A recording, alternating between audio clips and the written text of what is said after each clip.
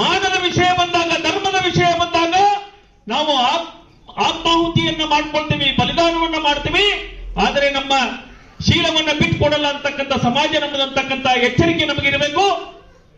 ನಮ್ಮ ಗಮನಕ್ಕೆ ಬಂದಿರತಕ್ಕಂಥ ಲವ್ ಜಿಹಾದ್ ಘಟನೆಗಳು ನಮ್ಮ ಕಣ್ಣಿಗೆ ಬಿದ್ದರೆ ರಾಜೇಶ್ ನಂತವರು ಗಮನಕ್ಕೆ ತೆಗೆದುಕೊಂಡು ಬರಬೇಕು, ನಮ್ಮ ಗಮನಕ್ಕೆ ತೆಗೆದುಕೊಂಡು ಬರಬೇಕು. ನೀವೆಲ್ಲರೂ ಕೂಡ ಇವತ್ತು ಈ ಒಂದು ಸಿನಿಮಾ ಹಾಲ್ನಿಂದ ಹೊರಗೆ ಹೋಗುವಂತ ಸಂದರ್ಭದಲ್ಲಿ ಒಂದು ಪ್ರತಿಜ್ಞೆಯನ್ನ ನಿಮ್ಮ ಮನಸ್ಸಿನಲ್ಲಿ ಮಾಡಿ ಹೋಗಬೇಕು. ನಾನು ಹಿಂದೂ ಧರ್ಮದಲ್ಲಿ ಹುಟ್ಟಿದ್ದೇನೆ, ಹಿಂದೂ ಧರ್ಮದ ಸಂರಕ್ಷಣೆಗಾಗಿ ನಾನು ಬದುಕ್ತೇನೆ, ನಾನು ಝಾನ್ಸಿ ರಾಣಿ ವಂಶಸ್ಥಳು, ನಾನು ದುರ್ಗಾವತಿಯ ವಂಶಸ್ಥಳು, ಕಿತ್ತೂರು ರಾಣಿಯ ಚೆನ್ನಮ್ಮನ ವಂಶಸ್ಥಳು ಅನ್ನೋದನ್ನ ನೆನಪಿಟ್ಟುಕೊಳ್ಬೇಕು. ಯಾವುದೇ ಕಾರಣಕ್ಕೆ ಲವ್ ಜಿಹಾದ್ಗೆ ನೀವು ಬಲಿಯಾಗಬೇಡಿ.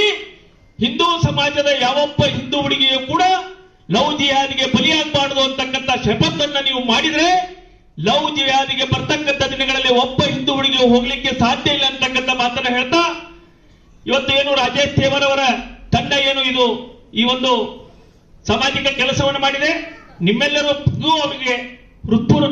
ಪರವಾಗಿ ಅವರಿಗೆ ಹೃತ್ಪೂರ್ವಕ ಧನ್ಯವಾದಗಳನ್ನು ಹೇಳ್ತಾ ನನ್ನ ಮಾತಿಗೆ ವಿರಾಮವನ್ನು ಕೊಡ್ತೇನೆ.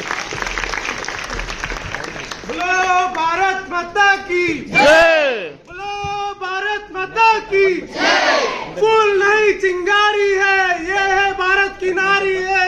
फूल नहीं चिंगारी है, ये है भारत की नारी है। फूल नहीं चिंगारी है, ये है भारत की नारी है।